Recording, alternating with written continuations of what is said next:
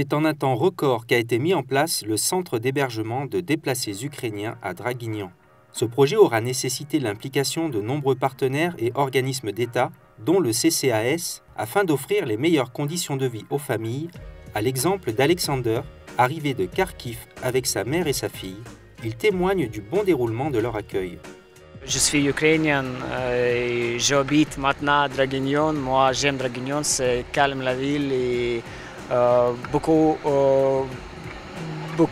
aide français, personnes, beaucoup aide associations différentes.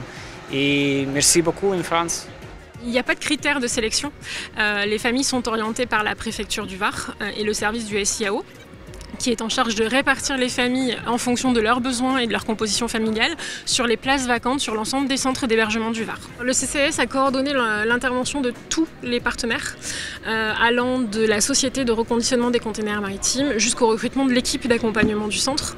Donc ça a été un travail ardu pendant 5 semaines, puisqu'il a fallu, en passant par les électriciens jusqu'aux accompagnants sociaux, mobiliser l'ensemble des équipes et des intervenants. Le rôle du CCAS, ce sera d'accompagner l'ensemble des familles ukrainiennes dans leurs ouvertures de droits, dans leur inclusion au sein de la société française, tout simplement, en passant par la scolarisation, la formation, l'insertion professionnelle.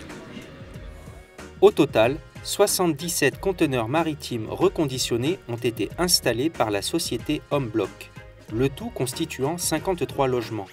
C'est à l'occasion de l'inauguration du site que le maire de Draguignan a salué les efforts déployés de concert par tous les acteurs impliqués. Je salue l'exploit de la VARAP, de Homeblock, je salue l'exploit de l'entreprise qui a fait le terrassement, de Veolia, notre délégataire, pour les réseaux, pour évidemment que nos déplacés soient accueillis dans les meilleures conditions. Des conditions mises à disposition de 109 Ukrainiens qui bénéficient d'une structure d'accueil pérenne dont la ville de Draguignan réunissait tous les critères pour recevoir les familles. On a des collectivités qui se sont proposées pour aider à l'accueil de ces réfugiés.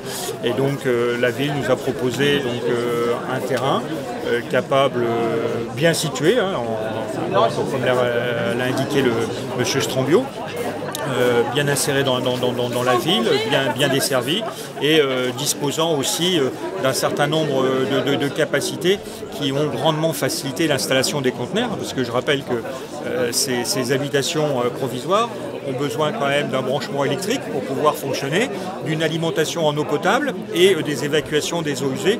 Et donc il nous fallait un site où on n'ait pas beaucoup de travaux de génie civil à réaliser pour pouvoir installer tout ça très rapidement. Célébrer le temps d'un vin d'honneur, le projet est une grande réussite permettant aux Ukrainiens de se reconstruire peu à peu et d'envisager une vie nouvelle. Les enfants intégreront les écoles et les adultes se formeront dans le but d'apprendre le français, mais aussi de trouver un emploi et de regagner ainsi leur autonomie.